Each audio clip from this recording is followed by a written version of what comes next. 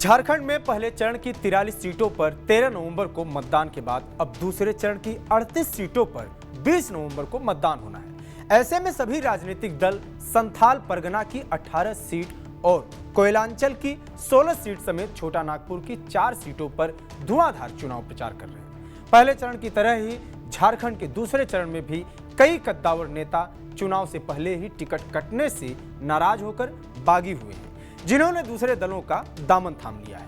इन बागी नेताओं का चुनावी समीकरण में काफी असर देखने को मिल सकता है। ये बागी नेता झारखंड राज्य के दोनों प्रमुख दलों से हैं। ऐसे में सबकी नजर राज्य के 3 बड़े चेहरों पर है, जिन्होंने चुनाव के वक्त नाराज होकर अपनी पार्टी से बगावत की। इनमें पहला नाम है लोबिन हेम्ब्रम का।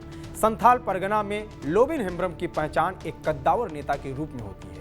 हेम्ब्रम विधानसभा चुनाव से लगभग 1 महीना पहले ही झारखंड मुक्ति मोर्चा का दामन छोड़ बीजेपी में शामिल हो गए और बीजेपी ने उन्हें बोरियो सीट से उम्मीदवार बनाया। उनके खिलाफ धनंजय सोरेन को मैदान में उतारा गया है। शिबू सोरेन के 2 शिष्यों के बीच बोरियो में इस बार सियासी दंगल देखने को मिलेगा। तीर धनुष छोड़ कमल खिलाने के लिए झारखंड मुक्ति मोर्चा के बागी लोबिन हेम्ब्रम खेल बिगाड़ने के लिए तैयार बैठे हैं। लोबिन हेम्ब्रम पहली बार 1990 में झामो के टिकट पर बिहार विधानसभा के लिए बोरियो सीट से ही निर्वाचित हुए थे। साल 1995 में वो निर्दलीय चुनाव जीते। इसके बाद साल 2000 में फिर से झामो के टिकट पर नए राज्य झारखंड में विधानसभा के सदस्य बने। साल 2009 और 2019 में भी झामो के टिकट पर विधायक बने। लोबिन 8वीं बार चुनावी मैदान में है, लेकिन इस बार झामो के बजाय बीजेपी के टिकट पर है। परिणाम क्या होगा यह 23 नवंबर को पता चलेगा। दूसरा नाम है डॉक्टर लुइस मरांडी का।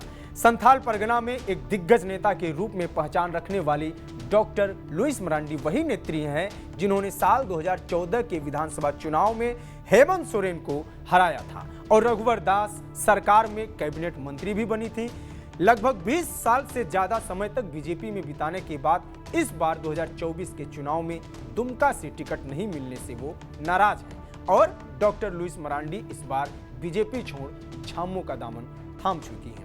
उन्हें झामो ने अपनी सबसे मजबूत और परंपरागत जामा सीट से उम्मीदवार बनाया है। डॉक्टर लुइस मरांडी का मुकाबला बीजेपी के सुरेश मुर्मू के साथ है। तीसरा नाम जो बागी नेताओं की लिस्ट में है दिनेश विलियम मरांडी का है। झारखंड मुक्ति मोर्चा के दिग्गज नेताओं में गिने जाने वाले साइमन मरांडी के बेटे दिनेश विलियम मरांडी एकमात्र विधायक हैं जिनका झारखंड मुक्ति मोर्चा ने इस बार के चुनाव में टिकट काटा है। दिनेश विलियम मरांडी का टिकट काट लेटीपाड़ा से झारखंड मुक्ति मोर्चा ने हेमलाल मुर्मू को उम्मीदवार बनाया है। इससे नाराज होकर दिनेश विलियम मरांडी निर्दलीय चुनावी मैदान में उतर गए। हालांकि 2 दिन पूर्व ही उन्होंने बीजेपी की सदस्यता ग्रहण कर ली है और अब झारखंड मुक्ति मोर्चा के कद्दावर सिपाही के रूप में जाने जाने वाले दिवंगत साइमन मरांडी के बेटे दिनेश विलियम मरांडी झारखंड मुक्ति मोर्चा के खिलाफ ही चुनावी मैदान में इस बार बीजेपी के लिए रणनीति बनाते हुए देखे जा रहे हैं।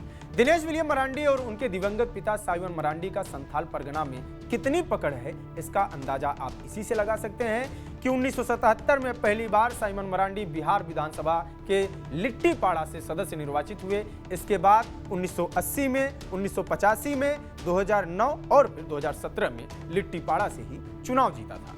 इसके साथ ही साल 1979 में उन्होंने राजमहल सीट से लोकसभा का चुनाव भी जीता था। अब फिलहाल वो बीजेपी के लिए रणनीति बना रहे हैं। झारखंड के इन तीनों बागी नेताओं पर सभी की निगाहें टिकी हैं। बात करें संथाल परगना की तो झारखंड के संथाल परगना की लगभग सभी सीटों पर झारखंड मुक्ति मोर्चा का दबदबा है। अपनी इस राजनीतिक विरासत और गढ़ को बचाने के लिए मुख्यमंत्री हेमंत सोरेन जहां बरहेट से उनके भाई बसंत सोरेन, दुमका से, शिकारीपाड़ा से नलिन सोरेन के बेटे आलोक सोरेन, महेशपुर से प्रोफेसर स्टीफन मरांडी सहित कई दिग्गज नेता चुनावी मैदान में हैं। संथाल परगना के कुल 18 में से 7 एसटी रिजर्व सीटों पर फिलहाल झारखंड मुक्ति मोर्चा का कब्जा है। वहीं बात अगर कोयलांचल की करें तो धनबाद, बोकारो में बीजेपी का दबदबा है। कोयलांचल के 16 में से 8 सीटों पर बीजेपी और एनडीए का कब्जा है।